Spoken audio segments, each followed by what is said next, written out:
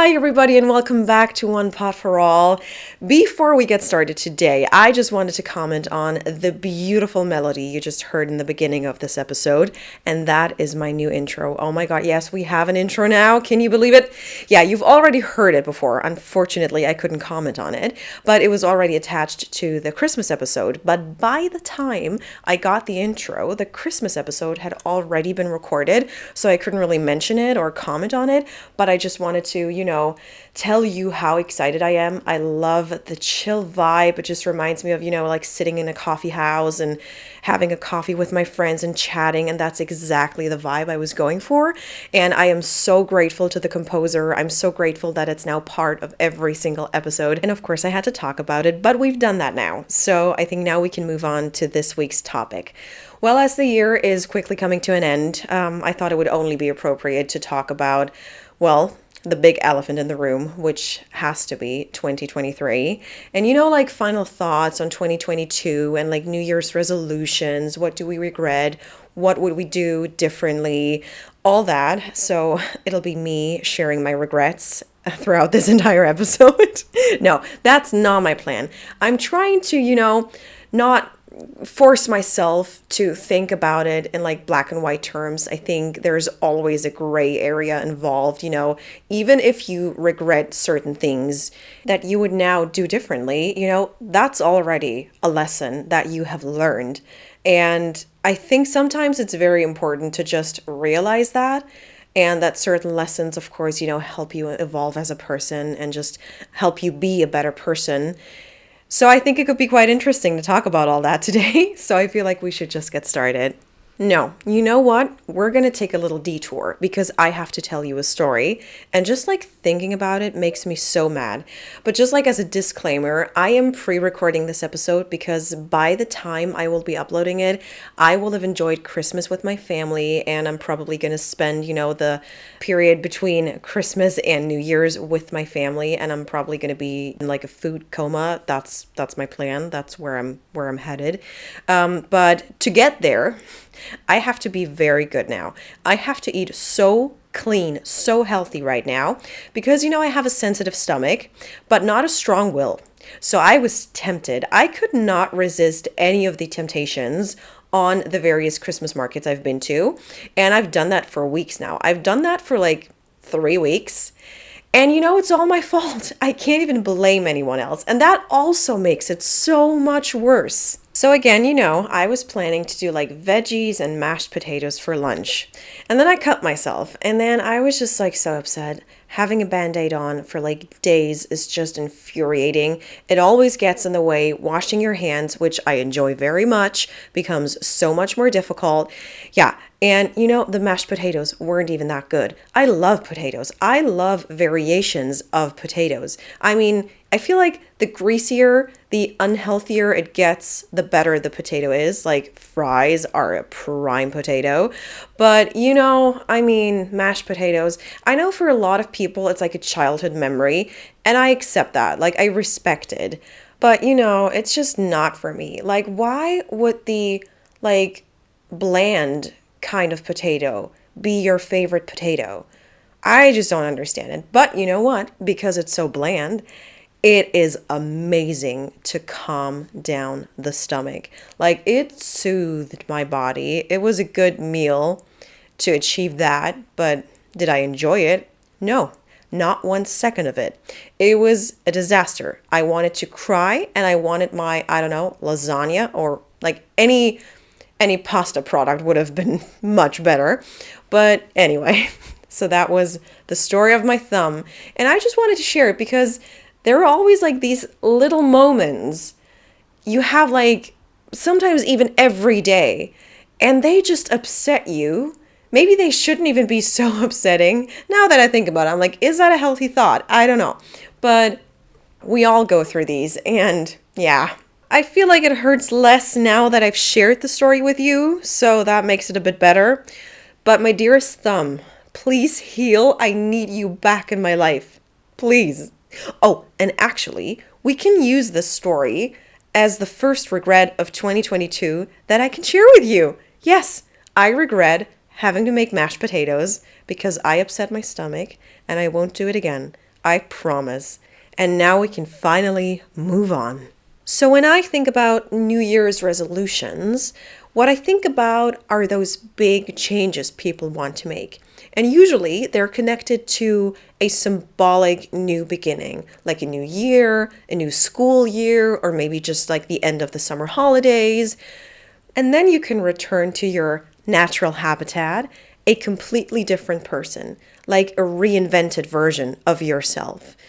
And I've always thought about why that has to be connected to a new beginning. Usually, when you ask people, about their New Year's resolutions, most of them say, I want to eat less junk food. I want to drink less alcohol. I want to work out more. I want to work on a healthier lifestyle. I want to stop smoking. Those are, I think, like the main New Year's resolutions, the main goals people set for themselves. But they have thought about those things for weeks, if not months. So why do we all feel the need only to change ourselves when there is some kind of like new beginning? I don't have an answer for that. I wish that I had, because, I'm part of that too. I don't want to exclude myself from this. This is also how I think. I caught myself recently thinking, oh my God, what will change in 2023? And, I know there are some changes coming up, and there will be some changes in my career. I will be traveling more and to new places. So I know about these changes already. But I was also like, okay, but like, what do I want to do? How do I want to reinvent myself? And again, I have no answers to why we think that way, but maybe sometimes it needs the push of a new beginning, like the beginning of a new year, to make us remember that there were some things that we were not quite happy with, that we would like to change. And again, maybe it just needs that sort of motivation when we're all caught up in, our daily lives with maybe children and work and stress and all that, everything that comes with, just like being a human being.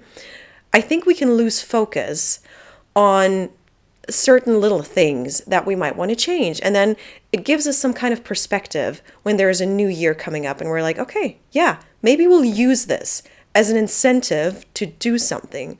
But again, this is just a theory. I'm just making things up as I go along, figuring things out, But this was like the only way I could explain it to myself, because I realized I kept doing this over years.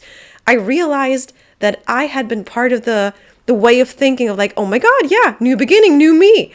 But why didn't I start earlier, But yeah, that would be a theory that I have. And where it gets really difficult is when those ideas about change become a punishment for previous behavior. I think this is the moment where you just have to stop yourself, where you have to realize that's toxic and that's very tricky. That's not good behavior. Because you know what? You have to treat yourself the way you want to be treated by others. And I know, that's like something that your grandma tells you, but she is right.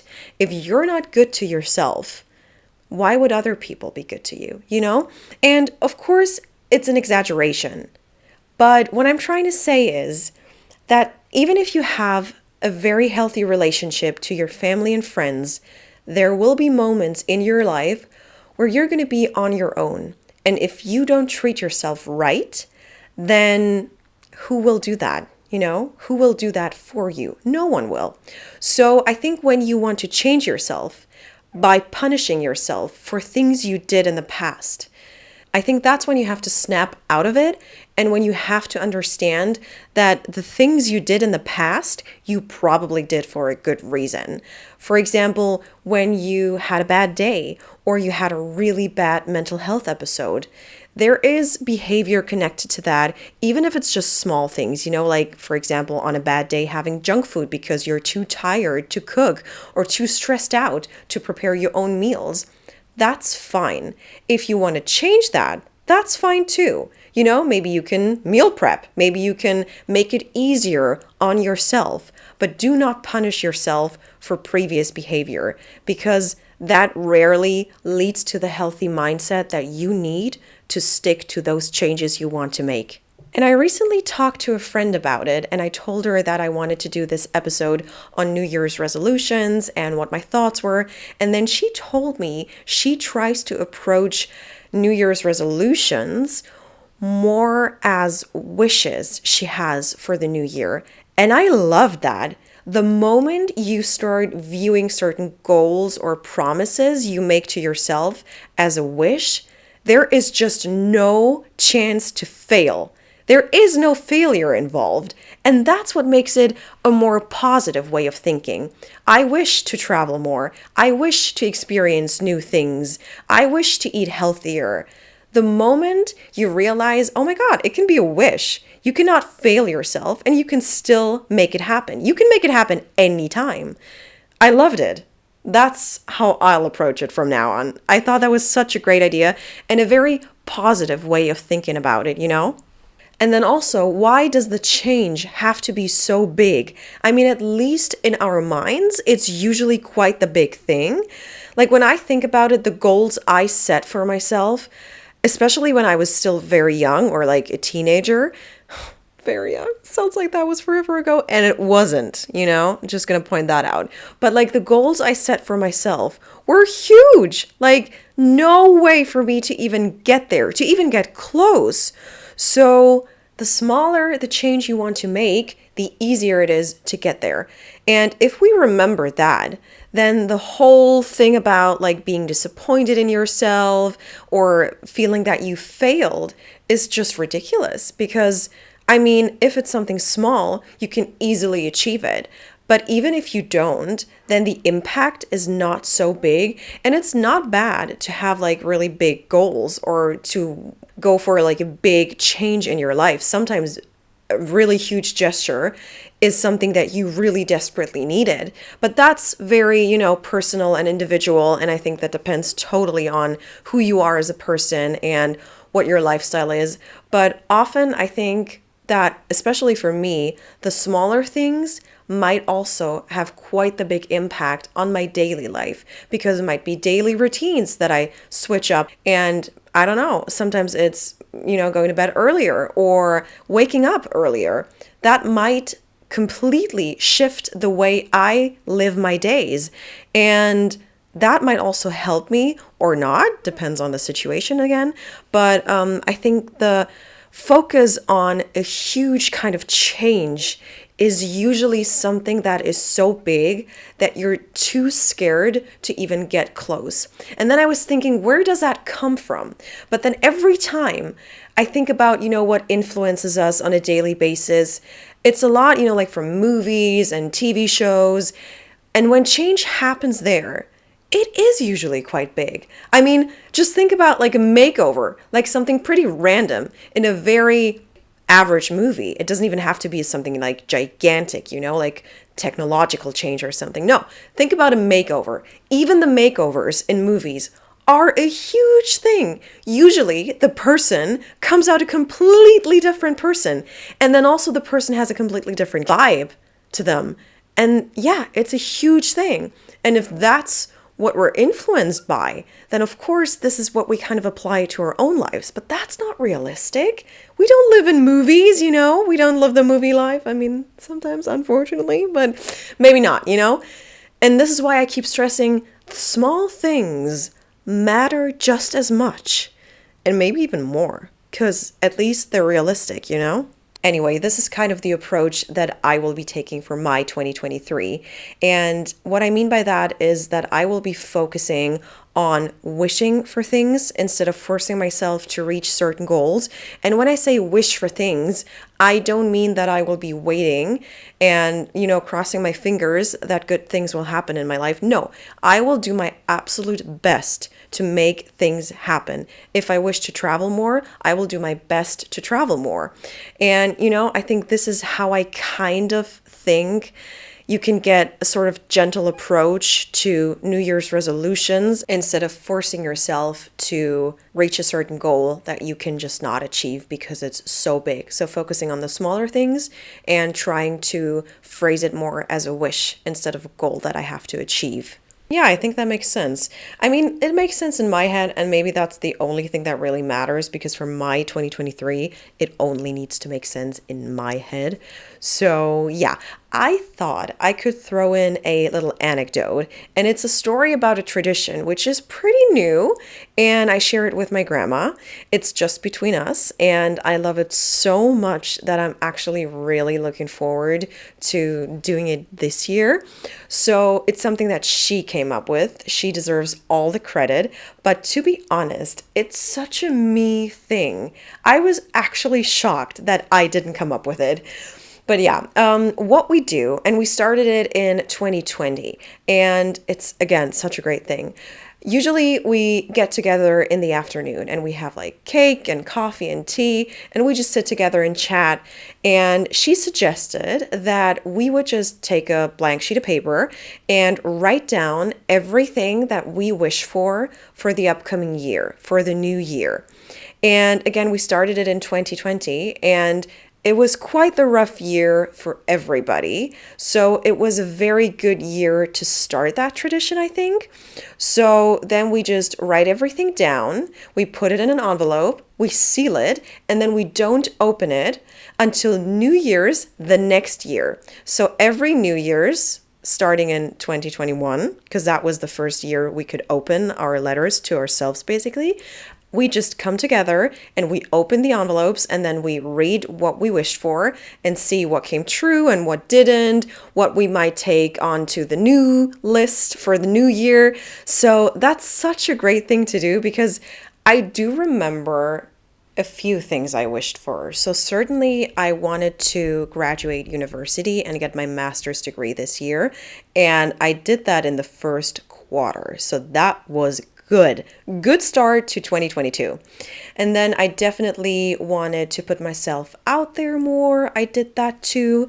I met new people, which was very nice, and like people I've grown really close to. So that's especially nice. And then I wanted to move. I wanted to move to another city. So that didn't happen yet, but it's not for a lack of trying. I really, really tried.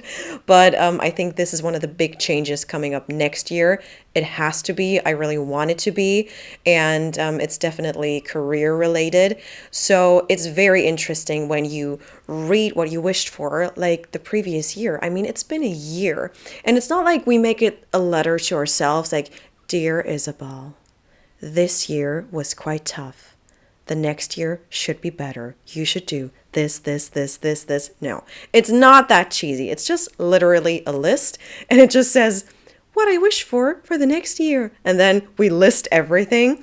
And we only exchange what we wished for the following year. So while we're writing it down, we don't tell each other. And I think, it's like a superstition, but I do really believe, if I like say the words out loud, they just won't come true, which of course is ridiculous. But it's like, when you catch a lash that fell out and then you can make a wish and you can't even whisper the words because otherwise it will just not come true. Or when you blow out your birthday candles on your birthday cake, you can't say the words out loud, it will not come true.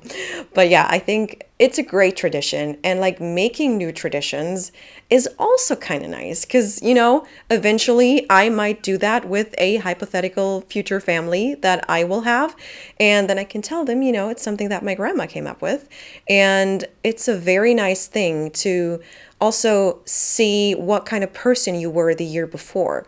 Because I think this is when you notice the change the most. You see what was important to you the year before, but then you realize that some of those things don't even matter to you anymore. And that is such a liberating feeling. So for example, one year I had a crush on someone and I really wanted that person to reach out to me. But at this point in my life or the year after, I realized that was not one of my priorities anymore. And that was so nice because I realized, I had really closed that chapter. I had moved on with my life. And that made me feel like I had accomplished something in that year. And that was especially good because, I felt like I had achieved things. And that was something that really gave me a good feeling, gave me comfort. And this is why I think it's kind of like looking in a mirror but then you see your past self and you see how far you've come. Or maybe you haven't come far, but that's also fine, if you didn't want to change things, or if it's just been another rough year, then you can try again the next year, and it just gives you a moment of reflection. So I'm very grateful for Grandma for this tradition. It's just such a lovely idea, and I'm very much looking forward to it this year. Let's get back to change. So when we think about what we want to change, usually it's bad habits. And of course, I have my own few bad habits that I would like to get rid of, that I would like to change. So I'm with you. But sometimes I think it's not bad to have bad habits, because sometimes they balance out all the good habits you have. So you can indulge, or you can do anything that you want that might be bad behavior or a bad habit. And it might be small, it might be big, but it does give you some balance. And without balance, good behavior, good habits can't even be good. They're just habits, They don't have any meaning. So I do think that sometimes when I procrastinate, or when I do something that I'd rather not, that should be a better habit, so to say, then sometimes I remind myself that I can do it as long as it doesn't get out of hand. But then also you have to start asking yourself, do just people think this is a bad habit and I don't even mind doing it? Or do I think so? I realized this year especially that in certain terms and in certain situations and moments, I tend to take my friend's opinion or family member's opinion and apply them to myself, but not as in I take what they say about me and think about who I am as a person, but that influences my own opinions. And I realize that this is something that can just not happen. I have to make up my own mind. I can take advice, I can take suggestions and help, but at the end of the day, I have to make up my own mind. So, for example, for my grandma, sleeping in is one of the absolute worst habits you can have. She thinks it's lazy to sleep in, it's lazy to give your body rest, and her entire support system, so neighbors and friends, completely go along with that notion. And I don't understand what's happening.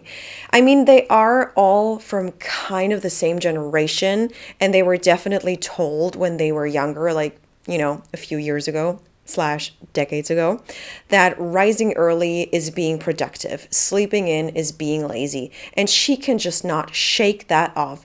But excuse me, my grandma is retired. She's done her part. She has worked all her life. If there's any person who can just sleep in if they feel like it, if they want to, who could just take an afternoon nap, then it is a retired person. I don't understand where that thinking comes from. It's ridiculous to me. But she perceives it as a really bad habit she has. And every single time we talk about it, I tell her, are you kidding me? You are over 80 years old. You can sleep in longer than 8 o'clock. I mean, what's on your agenda? What do you want to do all day? What, appointments do you have? I mean, doctor's appointments count, yeah, but what job do you want to go to? There is nothing that she has to do. There is nothing that is so essential for her to fix or do that she has to get up before 10 o'clock. And if she wants to sleep in and her body tells her that she can sleep in, I'm sorry, why would you not do that? I can't understand that. But she's one of those people. So every single time I think about that, I'm like, a bad habit might also be something that society makes you think is a bad thing, but might not even be a bad thing. So I think they are justified. Even if you think you have bad habits, to a certain extent, they are justified because they just balance it out. And I think most of the time, those bad habits are not that bad. And I felt like I just had to clarify that, of course, my grandma takes afternoon naps, but honestly, not if the windows aren't clean, because then she'll clean the windows first, and then there's usually not enough time to take that afternoon nap. So what I'm trying to say is, people, your afternoon naps are not bad habits. Take them if you feel like it, take them if you have the time. It's fine. So, when I think about the things that I want to change for the new year, it's usually positive things and just little things. So, first of all, I really want to make that move. I'm manifesting this so hard. It has to happen. I want it to happen. And then I want to travel more and just experience more and meet new people, make new experiences in general. And I think, I've never been that humble when it comes to New Year's resolutions and what I wish for. But I think these are all things that I can actually achieve. And that gives me a good feeling from the get-go. I feel like this is a realistic concept that I can turn into my life. So start your 2023 with a positive attitude, dive in gently and carefully, and make your 2023 the best year of your life. And that was so cheesy. So I'll stop talking now. I can't wait to hear you next year. I had to throw in that dad joke. That had to happen. And yeah, I'll talk to you soon. Bye.